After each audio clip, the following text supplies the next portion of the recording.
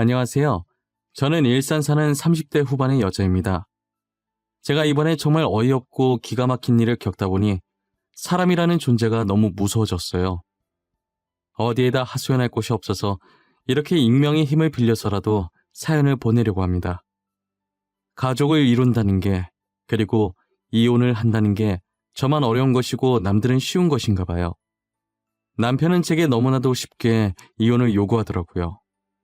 저는 지극히 평범한 집안에 태어나고 자랐어요. 그렇게 부유한 편은 아니지만 부족함 없이 하고 싶은 것 하고 살았죠.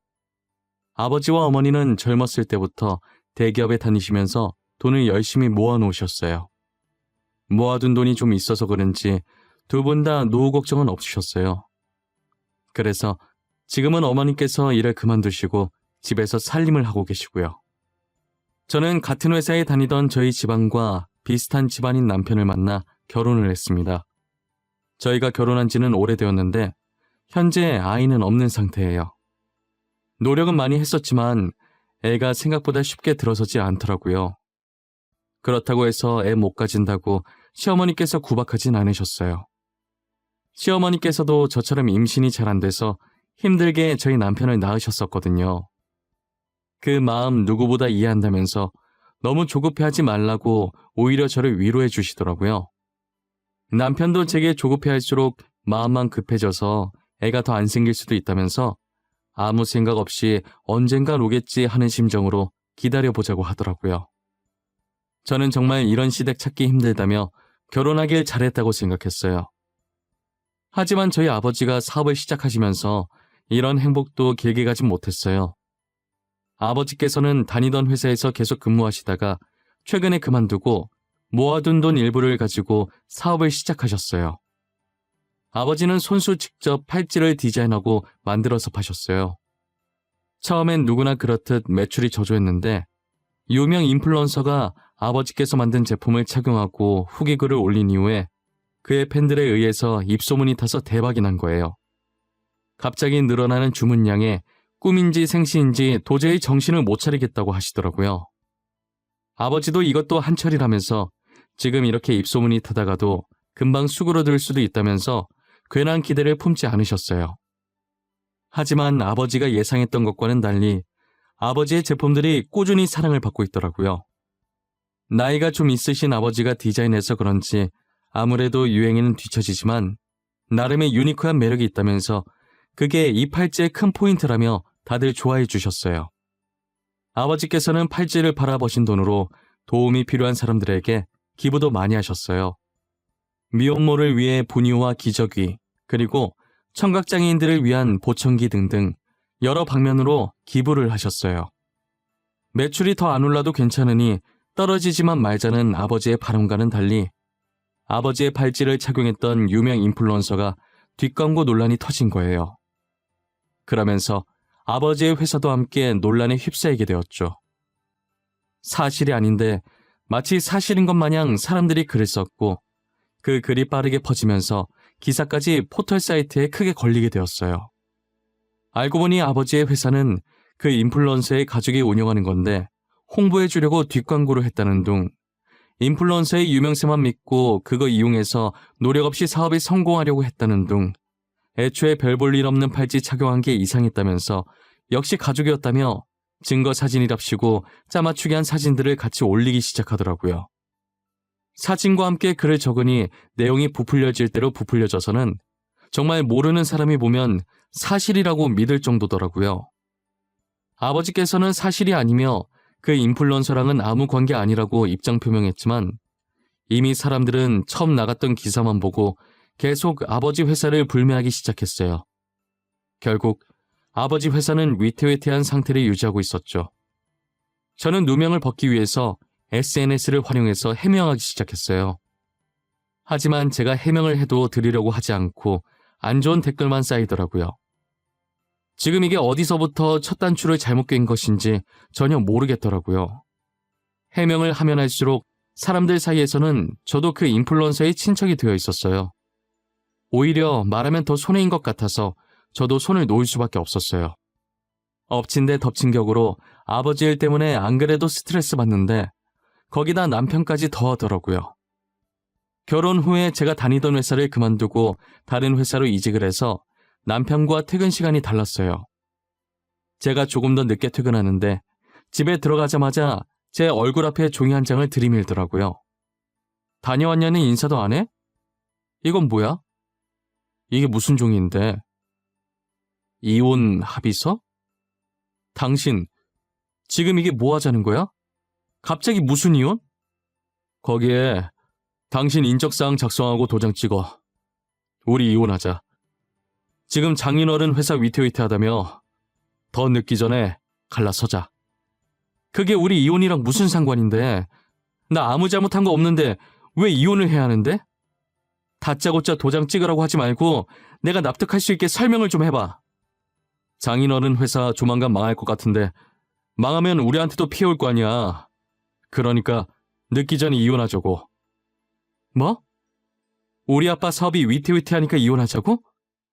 그동안 아빠가 당신 부모한테 바친 돈이 얼만데 시아버님 사업 위태할 때마다 우리 아빠가 모아둔 돈으로 도와줬었어. 그런데 지금 당신이 나한테 뭐라고? 그건 고맙게 생각하고 있어. 하지만 우린 당신 가족이 빚더미에 쌓이게 되면 도와줄 돈이 없어. 그리고 잘못하면 우리한테까지 피해 올 수도 있고. 난 피해 입기 싫어. 그러니까 도장 찍어. 남편 입에서 나오는 말들은 하나같이 어처구니가 없었습니다. 이때까지 저희 아버지께서 시아버님 회사가 위태로워질 때마다 가족 좋은 게 뭐냐면서 좋은 마음으로 그동안 모아두셨던 돈을 선뜻 보태주시곤 하셨거든요.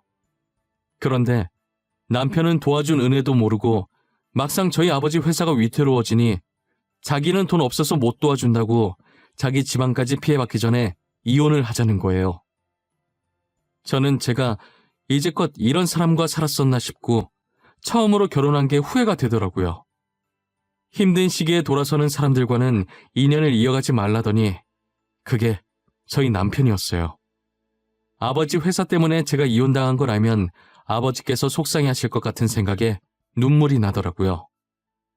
그래서 저는 아버지 회사 곧 다시 일어설 거라고 남편을 설득해서 이혼만은 막아보려고 했는데 남편은 들은 척도 안 하고 날마다 이혼 합의서를 제 얼굴 앞에 들이밀었어요. 계속해서 이혼을 강요했지만 제가 이혼을 해주지 않자 점점 폭력적으로 변해가면서 이혼을 서두르는 남편을 보고 있으니 저는 이상한 느낌이 들기 시작하더라고요.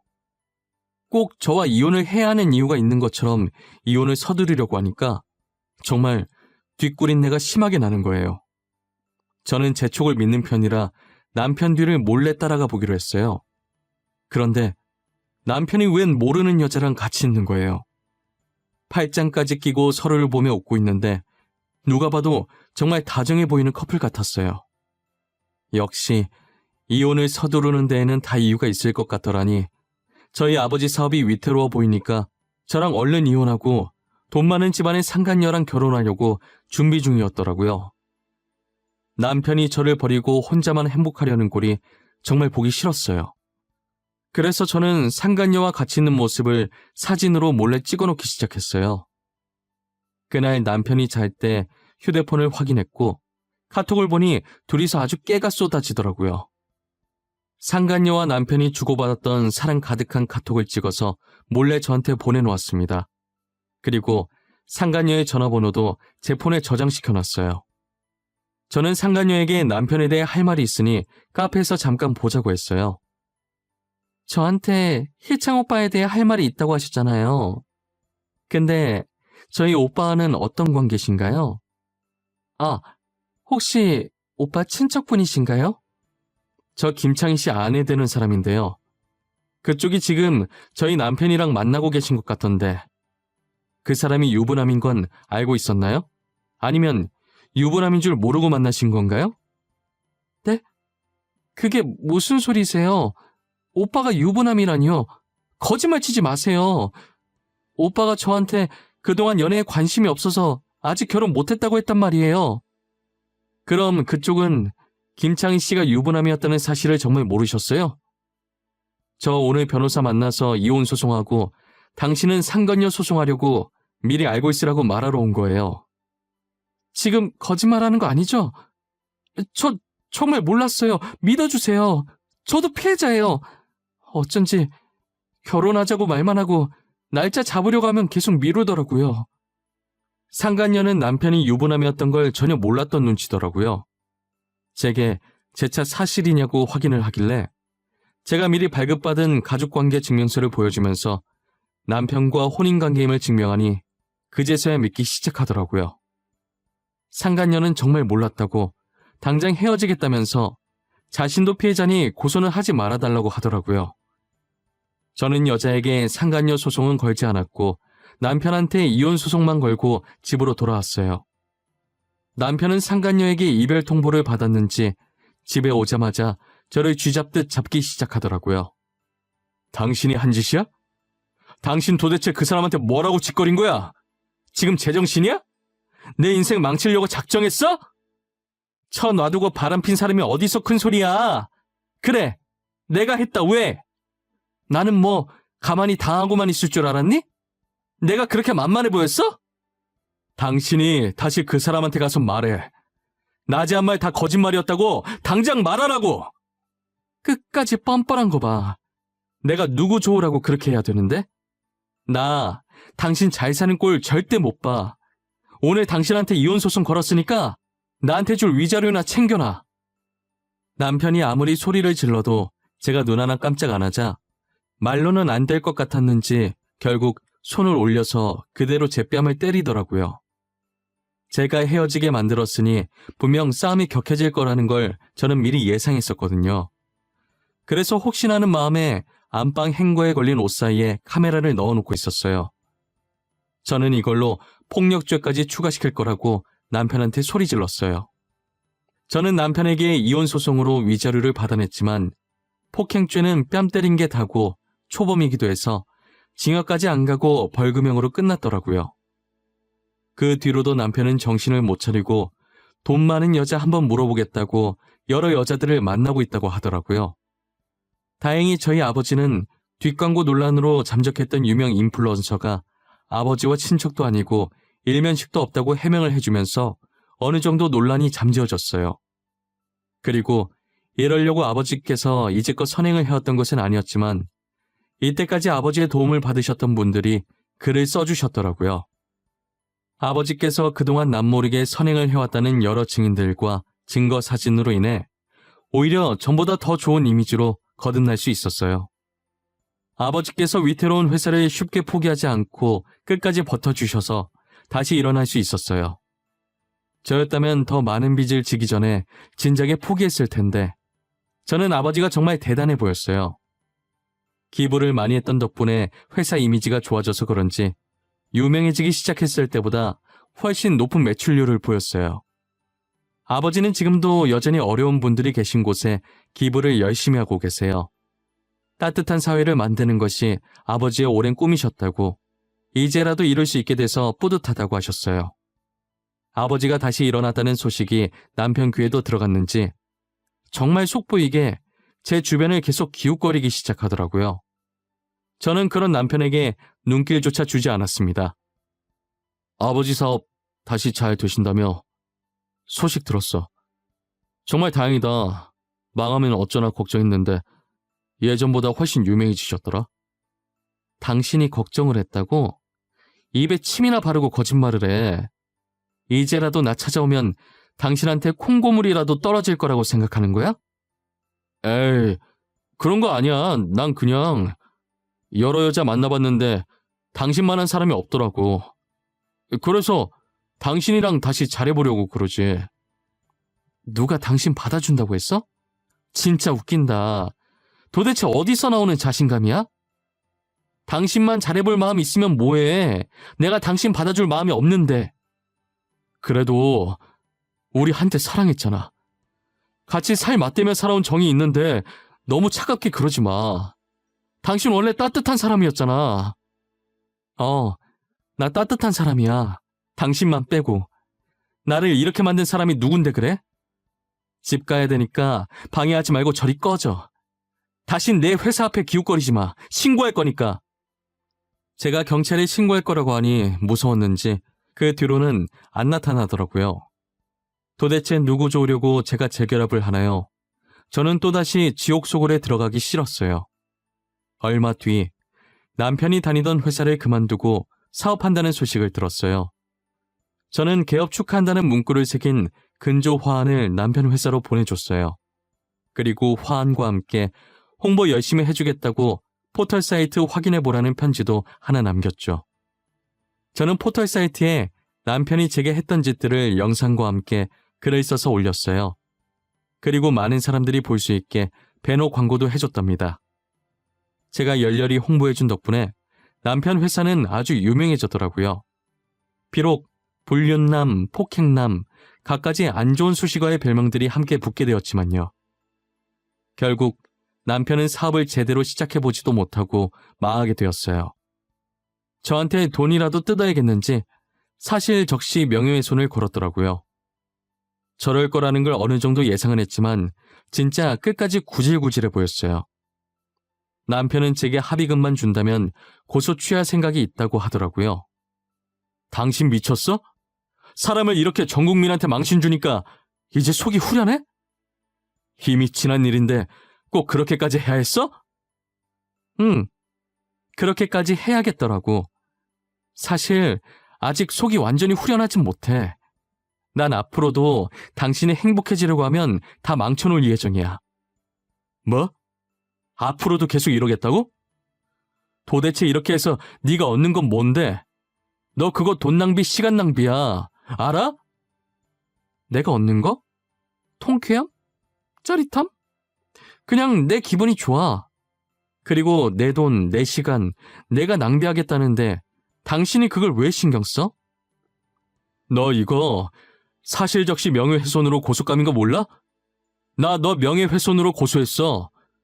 이 정도 각오는 하고 그런 짓 벌인 거겠지? 당연히 예상은 했어. 쪽팔린 줄도 모르고 진짜 고소할 줄은 몰랐네. 허위 사실도 아니고 사실적시라니. 진짜 너무 모양 빠지지 않아? 이미 망한 거 내가 지금 자존심 지킬 입장이 아니라서 말이야. 당신이 나한테 합의금만 준다면 고소 취하할 생각 있어.